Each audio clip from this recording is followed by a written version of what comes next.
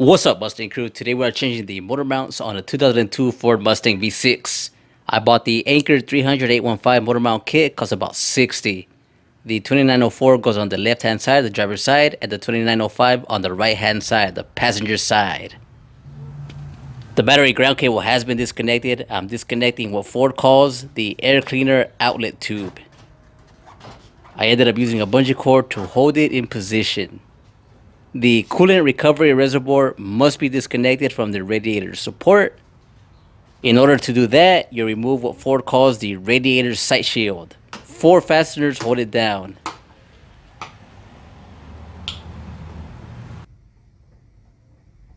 I used a Phillips head and a trim removal tool to make easy removal of those retainers.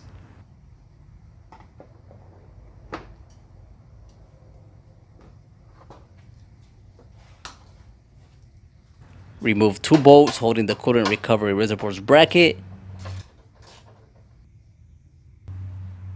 Some hose grip pliers make quick removal of this hose without damaging it. Remove the big nut on both engine mounts using a 21mm socket. On the driver's side, I'm using a 15-inch extension and have plenty of space for the breaker bar. While you're on this side, disconnect the engine ground cable and a wiring harness bracket with a 15mm socket. I ended up removing the studs that they're on too, as they got in the way of sliding out the mount. After removing the big nut on the passenger side's mount, remove this bracket that holds the transmission cooler lines. We are going to raise the engine using a floor jack and a piece of wood on the oil pan. Using an engine support bar is optional. This adds another layer of safety. One of the chains is on an alternator bracket bolt, the other on an AC compressor bolt. The engine is ready to be raised. We will begin with the most difficult mount, the right hand mount, the passenger side mount.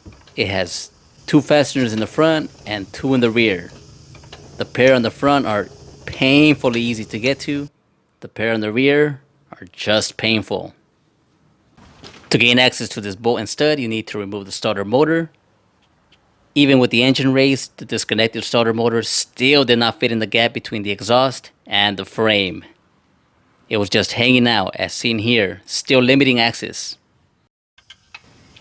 I was able to work in this area using 1/4-inch tools, but if the space is too small for you, then you will need to remove the exhaust.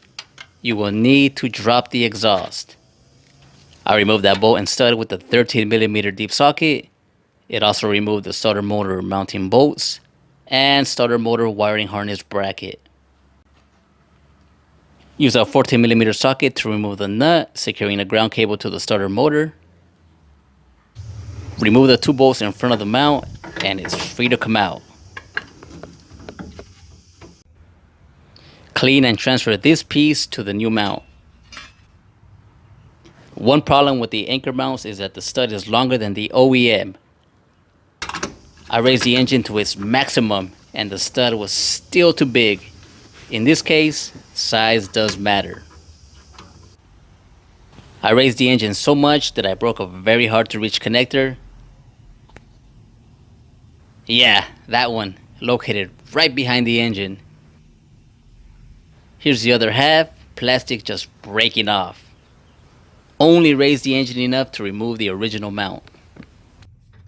If the new one does not fit in that raised space, grind it stud down with the bench grinder until it does. So after a date with the bench grinder, the new mount fits in place. Torque the mount bolts and stud to 52 pound-feet. Starter motor fasteners have been snugged up. The driver's side mount shouldn't be a problem. Here we see that the 2 rear bolts have easy access, and of course, the front 2 bolts have easy access.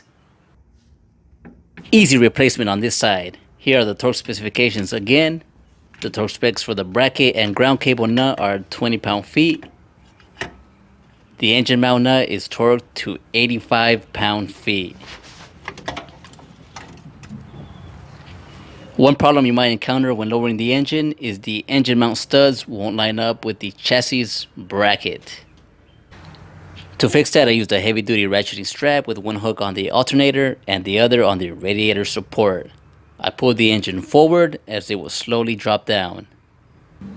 This channel has more Mustang content. Here's a video on how I fixed that very hard to reach broken connector.